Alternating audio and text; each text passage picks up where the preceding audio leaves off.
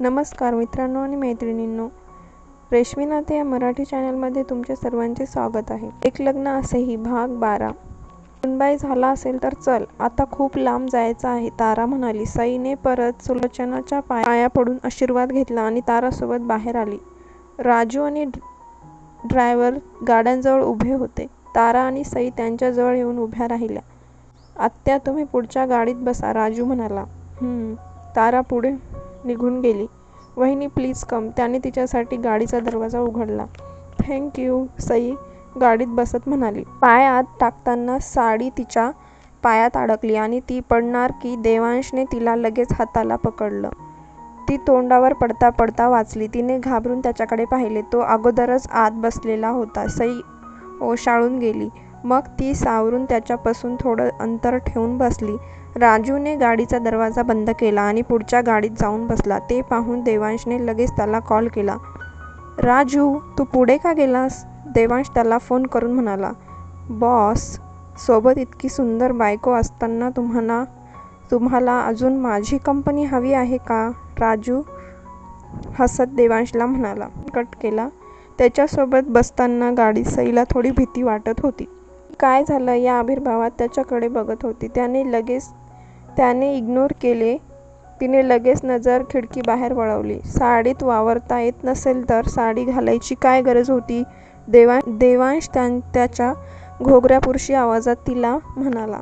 पूजेला साडीच घालतात. तिच्या तोंडून कसंबसं इतकंच निघालं. देवांश काहीच बोलला नाही. ती बोलतीये तेही बरोबर होतं. शहराच्या बाहेर येताच कच्चा रस्ता लागला. तो इतका खराब आणि वळणदार होता की हलकी फुलकी सई कितीही सावरून बसली तरीही ती जाऊन देवांशवर चेंडूसारखी आदळत होती. शेवटी त्याने चिडून तिला एका हाताने घट्ट मिठीत घेतलं. ती घाबरून मांजराचं पिल्लू दडून बसावं तशीच काहीतरी न हलता डुलता चुपचाप एकदम मूर्तीसारखी त्याच्या मिठीत बसून होती. तिची भीती आणि दहशत जी होती मनात, देवांशला तिचं फारच हसू येत होतं, पण त्याने ते दाखवलं नाही. 3-4 तासाचा प्रवासानंतर ते त्यांच्या इच्छित स्थळी पोहोचले. आई ग, किती भयंकर रस्ता आहे. पाठीची वाट लागली माझ्या. राजू, काहीही कर, पण हा रस्ता नीट कर बाबा, मोडायची वेळ आली, तारा अंगाला आळोखे पिळोखे देत म्हणाली. आत्या, रस्ते नीट करणं गव्हर्नमेंटचं काम आहे, राजू म्हणाला. मग त्यांना सांग. देवांशच्या किती ओळखी आहेत? तारा म्हणाली. हो सांगतो. राजू या बाईच्या नादाला कोण लागावं म्हणून तिला हो म्हणाला, नाहीतर अजून बडबड करत बसली असती. राजूने पाठीमागे जाऊन देवांशला उतरायला मदत केली. दुसऱ्या साईडने सई बाहेर आली. त्यांच्या गाड्या दिसताच 6 पैलवान टाईप माणसं पळत त्यांच्या गाडीजवळ आली. नमस्कार साहेब, त्यातील एक देवांशला म्हणाला. काय गौरव, कसं सुरू आहे सगळं? देवांश म्हणाला. तुमच्या आशीर्वाद आहे साहेब, छान सुरू आहे, गौरव म्हणाला. मुली काय म्हणतात, तुमच्या शाळेत पाठवतोयस ना? देवांश म्हणाला. हो साहेब, मोठी मुलगी पुढल्या वर्षी 10वीला जाईल, छोटी 5वीत आहे, गौरव म्हणाला. त्यांच्या शिक्षणासाठी काही लागलं तर नक्की सांग, देवांश म्हणाला. साहेब, न सांगून तुम्ही आमच्यासारख्यांच्या मुलांसाठी इतकं काही करताय, तेच खूप आहे. गावात 10वीपर्यंत शाळा बांधून दिलीत. परवा कलेक्टर साहेब आले होते जमीन बघायला. आता इथे कॉलेज पण होणार म्हणत होते. हे सगळं तुमच्यामुळे आहे साहेब, गौरव म्हणाला. मी काही केलं नाही. तुमची मुलं शिकली तर गावाची प्रगती होईल, देवांश म्हणाला. त्यांचं बोलणं ऐकून सईला देवांशबद्दल अजूनच छान वाटलं. 2 दिवसाच्या निरीक्षणाने तिला तो खडूस, रागीट, पैशाची आकड असणारा व्यक्ती वाटत होता. पण माहीच्या बोलण्यातून त्याला बनण्यास परिस्थिती जबाबदार आहे हे तिच्या लक्षात आलं होतं. आणि आत्ता या गावकऱ्यांच्या बोलण्यातून तो किती चांगला माणूस आहे, इतरांसाठी तो किती करतो हे तिला कळून चुकलं. तिच्या मनात त्याच्याविषयी आता आदर निर्माण होत होता. बॉस, आपल्याला पूजेला वेळ होतोय, राजू म्हणाला. फय चला र, पालखी घ्या, गौरव म्हणाला. देवांशला त्यात बसवून ते बोलत पुढे निघाले. राजू, तारा आणि सई त्यांच्या मागे निघाले. ती लोक देवांशला घेऊन भराभरा पुढे गेली आणि समोर पायऱ्यांचा डोंगर बघून ताराने भीतीनेच आवंढा गिळला. आई ग, राजू थकले बाबा मी, मलाही नेण्यासाठी पालखी आण. तारा एका कटावर बसत म्हणाली. राजूने तिला पाणी दिलं. आत्या थोडंच बाकी आहे अजून आणि इथे दुसरी पालखीची सोय नाही. राजू म्हणाला. काही कर, मी आता अजून 4 पायऱ्या जरी चढले तर इथेच ॲम्ब्युलन्स बोलवावी लागेल. तारा म्हणाली. आत्या खूप त्रास होतोय का? सई काळजीने म्हणाली. पण आत्ता या चढाव तर लागेलच. राजू म्हणाला. आपण एक काम करू, वर त्यांच्यासाठी गेलेली पालखी परत आत्यासाठी साठी बोलवू. सई म्हणाली. वहिनी, त्यात उशीर होईल. आपल्याला पूजा आवरून परत वेळेत घरी जायचं आहे. राजू म्हणाला. एक काम करा, तुम्ही दोघे पुढे जा, मी मागून पालखीने येईल. तारा म्हणाली. आत्या, तुम्ही एकट्या इथे थांबाल? राजू म्हणाला. न थांबून दुसरं काही पर्याय आहे का? तारा वैतागत म्हणाली. ठीक आहे वहिनी, आपण पुढे जाऊ आणि पालखी पाठवू. राजू म्हणाला. ताई आणि ताराने सहमती दर्शवली. राजू आणि सई पायऱ्या चढत होते. जॉन दादा, सई म्हणाली. मी तुम्हाला दादा म्हणलं तर चालेल ना? सई इनोसेंट फेस करून म्हणाली. तो थोडा हसला.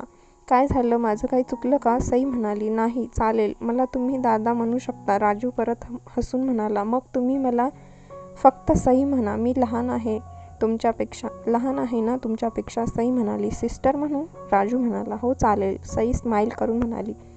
Devansh is really lucky, Raju मनात म्हणाला आणि पुढे चालू लागला. राजू दादा, एक विचारू? सई म्हणाली. येस सिस्टर, राजू म्हणाला. तुमचे बॉस इतके खडूस का आहेत? सई म्हणाली. खडूस शब्दावर जोर देत म्हणाली. त्यावर राजू खळखळून हसायला लागला. खरंच किती रूढ आहेत. माझ्याशी तर जरा जास्तच रूढ वागतात. सई पुटपुटली. अंश अगोदर खूप चांगला होता सिस्टर, हसरा खेळता. तो तर त्या अपघातामुळे त्यांचा स्वभाव थोडा बदलला. राजू म्हणाला. सई म्हणाली. तुला माहीत आहे देवांश आता जे त्या माणसाशी बोलत होता ना, ते गाव आणि त्याच्या बाजूची अजून 5-6 गाव त्याने दत्तक घेतले आहेत. राजू अभिमानाने म्हणाला. खरंच? सई आश्चर्याने म्हणाली. हो, राजू म्हणाला. ती बरंच बोलत होते. त्याला तिच्या बोलण्यातून ती खूप निरागस आणि निर्मळ मनाची वाटली. मला एक विचारू? हा, विचार ना. सई म्हणाली. तुला एक लेटर दिलं होतं, तू नीट वाचलंस? राजू म्हणाला. कारण तिने प्रॉपर्टीसाठी किंवा देवांशच्या पैशासाठी त्याच्याशी लग्न केलं असावं हे काही त्याच्या बुद्धीला पटत नव्हतं. कोणतं लेटर? सई म्हणाली. राजू काय ते समजून गेला होतं एक. जाऊ दे. तुझ्या घरी कोण कोण असतं? राजू म्हणाला. आई, आजी, मुरारी काका, काकू, त्यांचे 2 मुलं, गीता जी माझीच वयाची आहे आणि योगेश मला खूप जीव लावतो तो. बोलताना तिच्या डोळ्यात पाणी आलं. राजूच्या मनात पाल चुकली. म्हणजे मुरारी सावंत तुझे बाबा नाहीत? राजू म्हणाला. नाही, काका आहेत ते माझे. सई म्हणाली. आणि तुझे बाबा? राजू म्हणाला. मी 10 वर्षाची असताना एका अपघातात गेले. सईला भरून आलं. I am sorry sister. राजूला ते ऐकून कसं तरीच वाटलं. तितक्यात ते मंदिरात पोहोचले. गौरव? राजू म्हणाला. जी, गौरव म्हणाला.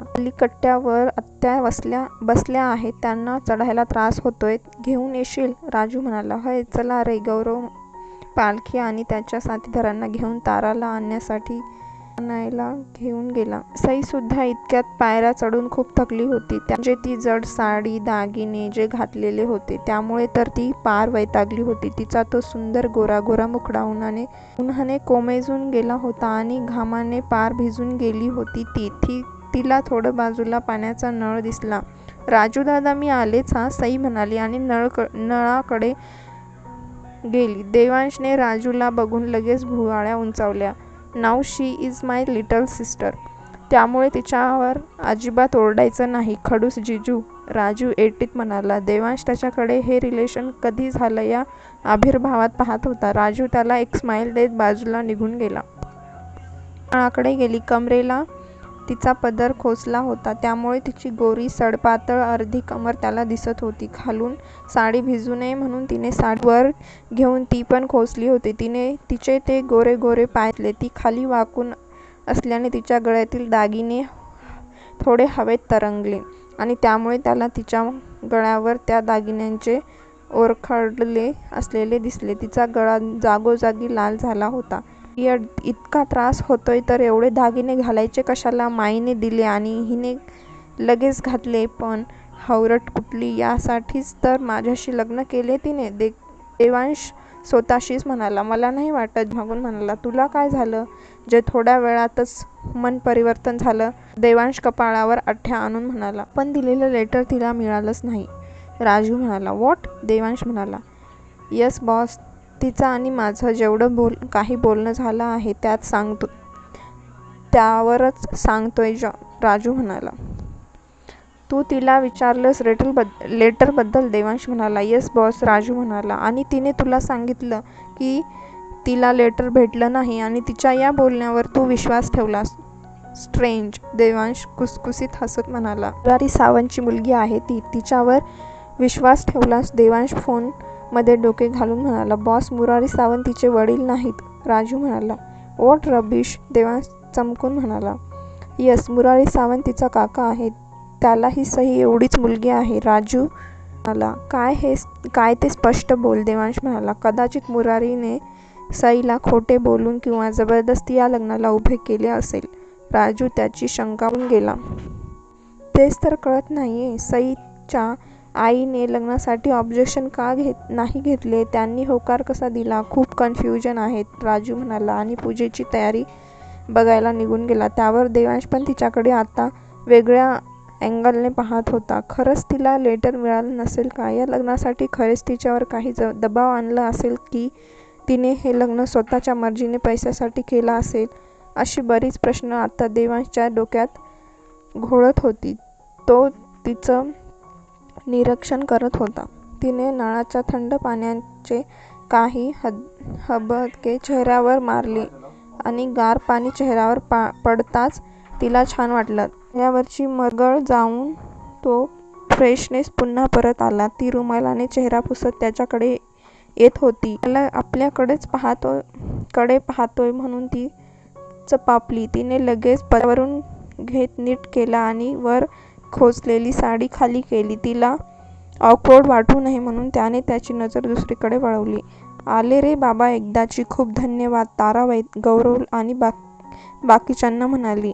मग सगळे मंदिरात गेले. देवांश आणि सईच्या हाताने अगोदर अभिषेक केला. पूजा आटपून दोघांच्या हाताने गरीब गरजू लोकांना काही आवश्यक वस्तू देण्यात आल्या. देवांश आणि सई जेवून परतीच्या मार्गाला लागले. जाताना देवांशने तिला स्वतःहून जवळ बसायला सांगितलं.